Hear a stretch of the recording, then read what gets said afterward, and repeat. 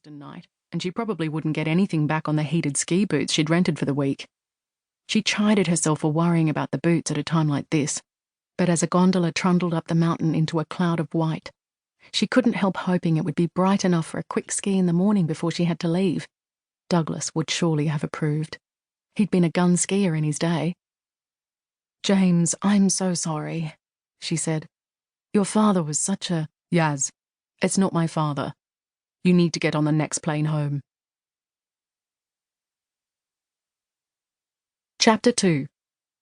Evie. Evie MacIntyre peeled herself off her yoga mat. Sweat was gushing from every pore, soaking her top and leaving a large damp patch between her legs. She discreetly studied her tights as she rolled up the mat, wondering if she'd actually wet herself.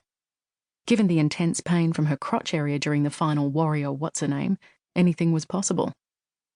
Her ex-husband had promised yoga would make her feel a foot taller, an inflexible fat slob more like. The girl in front had been doing handstands for God's sake. Evie was flat out balancing with 2 hands and 2 feet on the floor. Never again. She grabbed her keys and Berkey's from the open locker, pausing to read the poster on the wall, partly for entertainment value, but also to give herself a few minutes before tackling the stairs to the car park. The studio's annual retreat to Byron was coming up, according to the poster. 4 days and 3 nights of spiritual, mental and physical enrichment. 4 days of torture for sure. "Looks tempting," came a voice from behind. Evie turned to find a tanned glamazon, a mat under her toned arm, flamingos dancing down her long legs. "Hey, how are you?" She knew the woman from school but couldn't immediately recall her name. "How's—" She grasped for the name of the woman's son, but that eluded her as well. She wondered if early-onset dementia or yoga brain was to blame. "How's everything?" "Great. Great. Love the classes here." Evie noted the woman's pristine tights and perspiration-free forehead. "You here for the next class, are you?" The woman smiled. "I was right behind you. Your first time? That obvious, hey?" "Not at all. You did so well," the woman said with an earnest expression, as if she'd been employed to offer encouragement.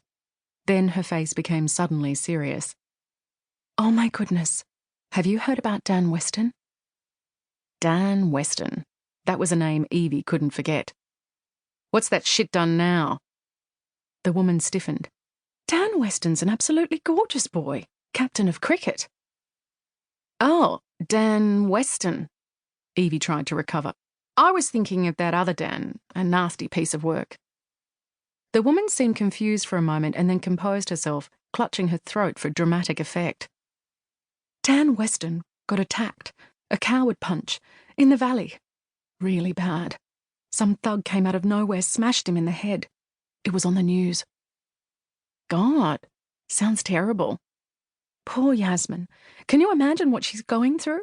She gives so much, and then this." She shook her head. "Life is not fair. Poor Yasmin. Anyway, sorry, not really the best topic for a yoga studio. I just found out. Still in shock. So tragic." The woman touched Evie's arm, her smile returning. "Nice to see you. Take care."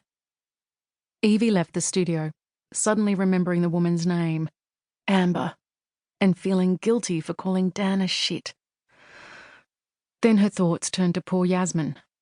She reluctantly recalled last year's spring lunch. She'd had a skinful of champagne and barely a morsel of the chicken piccata, and was 3 sheets to the wind before the a cappella group finished their first number.